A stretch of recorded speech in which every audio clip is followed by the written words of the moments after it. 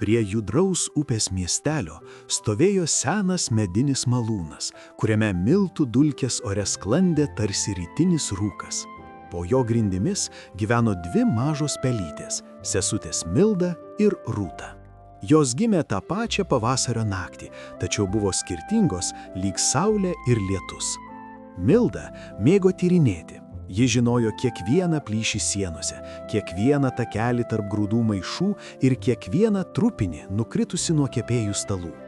Rūta labiau mėgo jaukią lizdo šilumą, kur malūno ratų ūžesys skambėjo ramiai ir saugiai.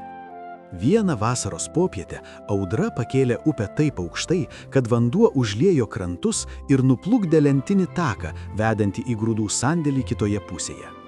Be šio kelio malūne nukritę grūdai, jų žiemos maistas, netrukus būtų pasibaigę. Tarp malūno ir sandėlio dabar kabėjo siauras virvinis tiltas, drebantis virš šniokščiančios srovės.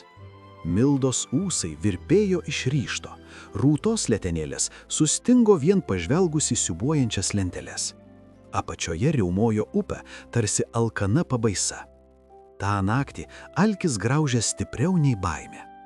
Auštant, sesutės kartu užlipo ant tilto. Vėjas jį siūbavo, o vandens lašai kilo aukštyn iš įnirtingos srovės. Milda judėjo pirmyn tvirtai ir susikaupusi. Rūta sekė iš paskos nedrąsiai, žiūrėdama ne į veržę upę, o į sesers uodegėlę. Įpusėjus keliui, staigus vėjo gūsys stipriai supurtė tiltą. Rūta sklistelėjo, nagučiai sučirškė į medį. Milda tuoj pat sustojo ir prispaudė savo mažą kūnelį prie virves, kad tiltas nusiramintų. Ji laukė. Rūta nuramino kvėpavimą.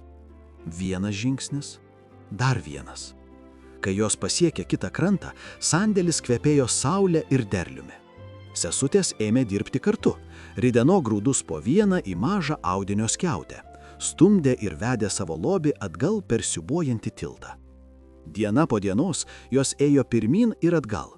Tiltas vis dar drebėjo, upė vis dar riaumojo, bet kažkas jų viduje pasikeitė. Milda suprato, kad drąsa stiprėja, kai jie dalyjamasi. Rūta atrado, kad baimė mažėja, kai kiekvienas žingsnis žengiamas su pasitikėjimu. Rudenį jų lizdas buvo pilnas, šiltas ir saugus. O kai vėjas siūbuodavo tiltą, dvi mažos pelytės jį pereidavo greta. Ne todėl, kad buvo lengva, bet todėl, kad kartu jos buvo stipresnės už apačioje šniokščiančią upę.